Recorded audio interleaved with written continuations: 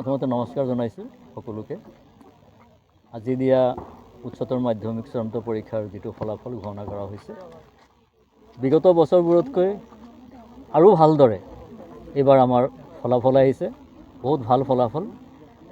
গতিকে আমি ভবামতে ফলাফল হৈছে, আমি সকলো সন্তুষ্ট, আমি সব উৎসাহিত, সকলো ছাত্ৰ ছাত্ৰী উৎসাহিত।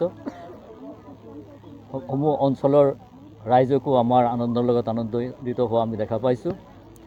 এইবাৰ আমাৰ টোটেল এপিয়াৰ কৰিছিল, মানে পৰীক্ষা দিছিলে মুঠ আৰ্টছ আৰু কমাৰ্চ মিলি 250 জনে।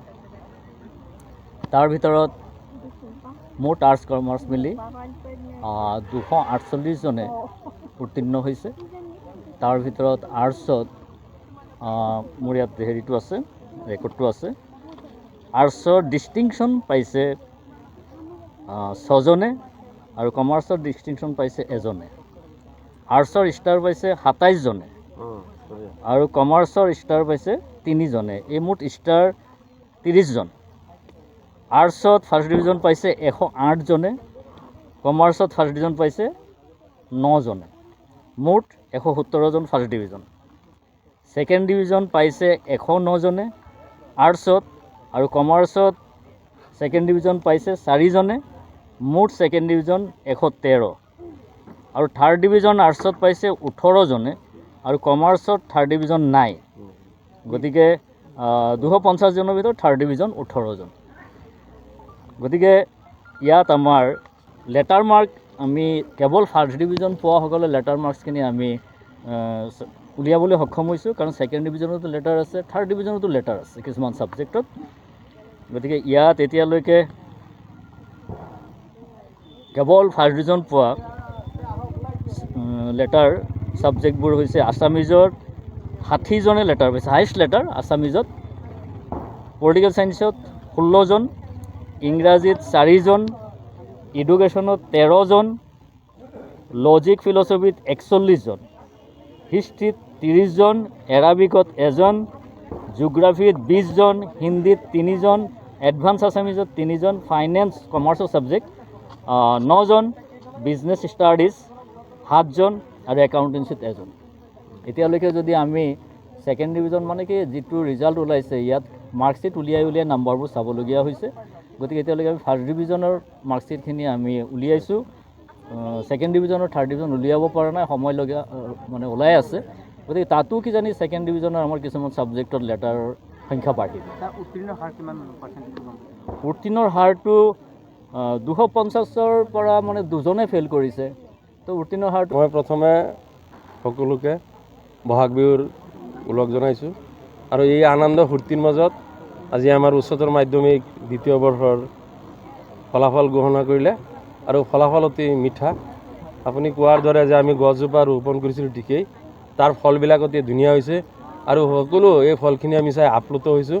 আমাৰ লগত পূৰ্ণ সহযোগ কৰিছে আমাৰ এই কচুৱা অঞ্চলৰ যিমান ৰাইজ বা যিসকল আমাৰ সহযোগী, তেওঁলোকেও নথৈ আনন্দিত হৈছে। যোৱা বছৰৰ যিটো ৰেকৰ্ড, এইটো ভংগ হ'ল। ৰেকৰ্ডটো গঢ়া হয় আচলতে ভংগ কৰিবলৈ। আমাৰ 16 বছৰৰ যিটো ৰেকৰ্ড, এইবাৰ কিন্তু মানে ভংগ হ'ল।